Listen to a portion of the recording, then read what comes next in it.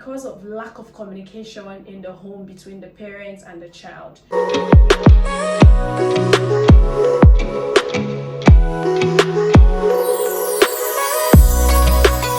Hi, welcome to my channel. It's your girl Ron Chloe Okoti, and this is the Ron's Crib.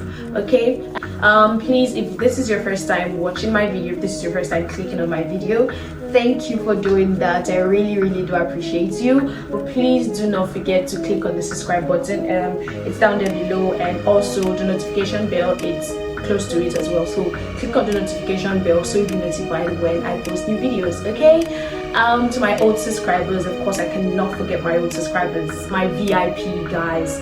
I love you guys so much. I see your love, I see your support, I see your comments, and I really celebrate you. I'm really grateful, guys. Thank you so much. Okay, let's just step right on to today's video. So today's video, I decided to talk about something, a very interesting topic. Yeah, it's about healing the inner child. Yeah, you know, there was a video I already talked about harnessing the inner child. Yeah, I'll leave the link down below. You should check it out. For this video, I'll be talking about healing the inner child. It's about the traumas that we have experienced, that we all as children, that we went through as children, and how they have affected our lives as adults, and they're actually making us live the way we are currently, experience we had as children, and how they're affecting our lives presently. Okay, so recently I discovered that the experiences of a child is what forms a child. What does that actually mean?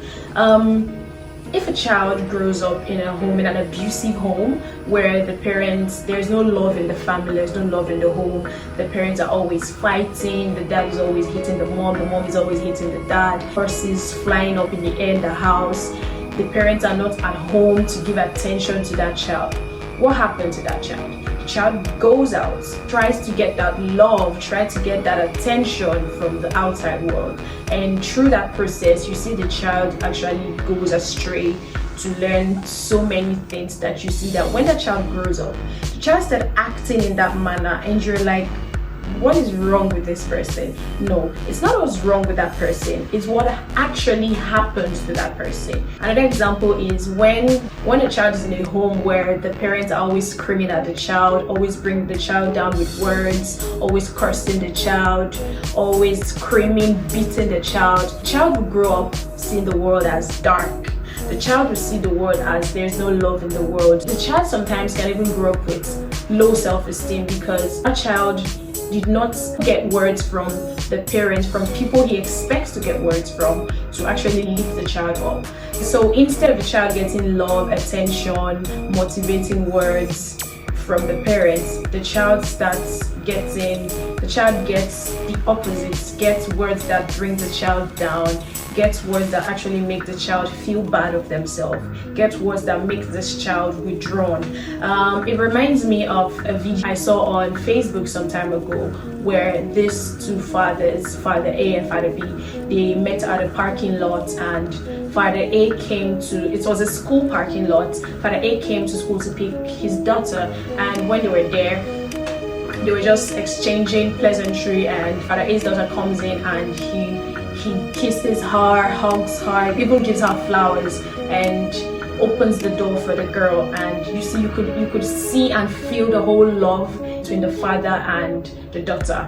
But as they were talking, Father B's daughter comes in looking all sober and all bruised, and Father B starts screaming at the girl, starts shouting at the girl, what is wrong with you? Why are you like this? What happened to you? Are you stupid? I'm talking to you. And just kept screaming at the girl, screaming at the daughter, and the daughter was like, what does it matter? Is this not how he beats me? He beats me the way he beats me. And the Father B actually felt bad for himself immediately and was really sad. That was when he realized what he has actually done to the child, what he has actually been doing. And Father A told him that because you were always hitting this girl, because you were always saying negative words to this girl, this child has grown up to see that the world does not have love, the world is dark, the world is supposed to be dark. So even when she grows up and starts dating guys that hit her, she sees it as normal because she grew up in a home that the father was already hitting her, so she sees it as normal already.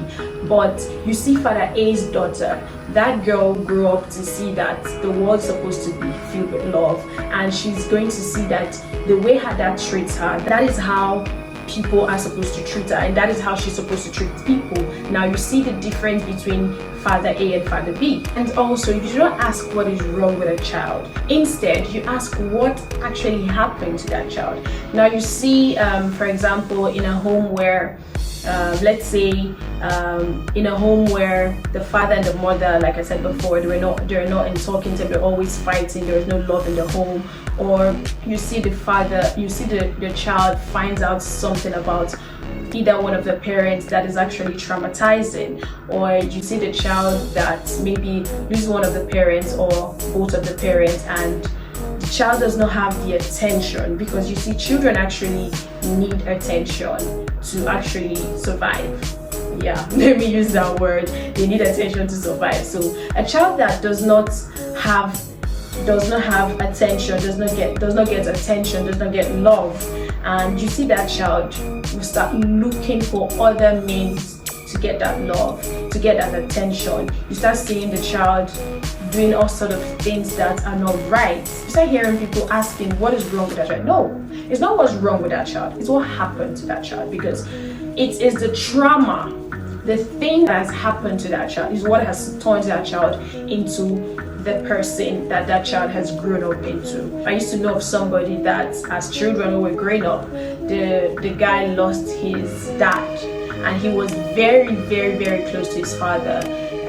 They were like inseparable, and as time went on, he lost his dad, and he was still very young, and the thing affected this boy so much that he lost it in the sense that he's trying to cope with it. He started doing different sort of things just to like get over his mind from the whole thing. Started living a negative life basically, and he grew up to be stubborn, and people kept asking what is wrong with the child, but they don't really know that something made that kid to start acting like that. Something really so important to that child was actually taken away from that child. Something really huge that child was actually looking up to was stolen away from that child, and that experience that child has actually changed everything for that child, and that is why the child is like that. And you see homes, the children, they don't really have a communication with the parents. They can't really speak with the parents very well. You see things like this, it has an effect on the children, because you see children, they get abused outside and they cannot come inside to actually confide in the parents and speak up with the parents, that communicate with the parents that, oh, this is what happened to me, oh, this person touched me, oh, this is what happened to me. They cannot communicate with their parents because they're scared. I remember some time ago I was having a conversation with some group of friends, and we're all talking about our traumas as children. And one of my friends said that she was abused by a relative as a kid, and she was scared not to tell her parents, not to tell her mother about it, because she was scared that her mother is going to beat her, is going to scream at her, and she didn't want to experience that. Now you see that whole thing where the child cannot communicate with the parents, and the child is always scared of beating and screaming. The truth is, our African parents, they feel that beating a child is what solves it. Yeah, the Bible says spare the rod and spoil the child, yes. But if you keep hitting a child, you keep screaming at the child, and the child already grows up with that thing that, okay, if I get in trouble, they'll hit me. If I speak up, they'll hit me. That child grows up with that fear. That the child cannot speak out. Even when the child is going through something, or something happened to that child, out of fear that they beat the child, they're going to scream at the child cannot really speak out because the child is scared. And I've seen children that their parents always beat them, always scream at them for any little thing. And you see these children, they grow up with so much fear inside of them that it even affects them mentally. That when they hear their name, or they don't even hear their name, they start being scared, they start being afraid. They can't even, because of that, they can't really speak up for themselves. They grow up, their peer group bullies them. they can't really speak up for themselves. They can't defend themselves because they have grown up with that mentality of, if I defend myself, if I speak up for myself, this person is going to beat me. And not only is this person going to beat me, I'm going to get back home and I'm also going to get an ass whooping. So it's left for me to just take the abuse, take the bully, and just go with it. And you see children like that, they grow up with low self-esteem. They grow up being the nerds, being the shy child. Those children that you see that are reserved, those children that you see that they are withdrawn because of fear and lack of communication with their parents. Also, a lot of parents don't really care about the emotions. Back then, I used to hear parents that say that children, they don't have shame. And children don't have a choice. So you see them just dress up these children anyhow. Just make them look the way they feel the child should look. They can just get a shirt that is bigger than the child. And you see, those things actually has a way of affecting those children mentally. Yes. You see, you know the saying that it says, when you dress good, you feel good. So imagine that you're going out with a child and you dress the child and the child doesn't really like that dress. The child doesn't like what you've given the child to wear. The shirt is bigger than the child. The child doesn't like it, and so this child goes out and he sees other children well dressed, well looking nice. That affects the child. And that actually makes the child start having low self-esteem and even gets bullied and teased and laughed at by the other children. That, what are you wearing? What's that thing? What, your mama could not pick something nice for you to wear? Is that why you're like that? You see, the child, those words will start playing to the child, and you see that child will start feeling bad, start having low self-esteem because of how the parent has made the child feel. Because the parents don't care about the emotions of the children. When a child grows to that stage of having crushes, feelings for another child, they cannot really express themselves. They cannot really speak out to the child, because the African home that operates with the authoritative parenting method, a child cannot speak of having feelings for a boy or having feelings for a girl. So they keep the feelings and the crushes all bottled up inside. And you see, because of lack of communication in the home between the parents and the child, there's no circle of trust where the child can actually come and confide in the parents that, okay, so I learned about this today. What's the meaning of this thing? There's no communication because the children are always scared. They're always scared that they will get beaten. They're always scared that they will get yelled out. They're always scared of the parents. So it actually affects the child. And you see the thing about people pleasing that a lot of adults, we as adults, we do today. Pleasing people, always trying to make people feel good, not to make people feel bad, always saying yes, yes, yes to people, always, even when we're not okay with it, we always want to make people feel good. Even when we don't want to do it, we always end up doing it. This people pleasing was actually put in us by our parents because they want us to always be nice. And because of that mentality of always being nice, always being respectful, we've grown up into accepting that everything is okay. We don't get to actually think or get to be okay with anything. Whatever is thrown at us, it's fine. That's how it's supposed to be. So even when we are being bullied as humans, even when our boundaries are being disrespected, we don't get to defend ourselves. We don't get to stand up for ourselves because we don't want to make this other person feel bad. Even when things are not okay with us and are things that we don't want to do. I'm not saying being nice is not good, but when it is messing with your boundaries and when people are stepping up on you, you are supposed to actually stand up for yourself, and you don't have to say yes, yes, yes every time. You have the right to actually say no, I don't want this, no, don't do this to me, no, don't touch me. But because our parents did not make us know that, they always made us feel that always have to be nice to people. So we don't really care about ourselves, we care about what people think. There's also this little voice that every parent puts in their child growing up, and that little voice is what that child is actually going to forever hear inside of them when they want to do something. So that little voice inside tends to shadow who the child really is. So that voice that always comes and says, why are you doing that? You're not supposed to be doing that. Look at the way you're looking dirty.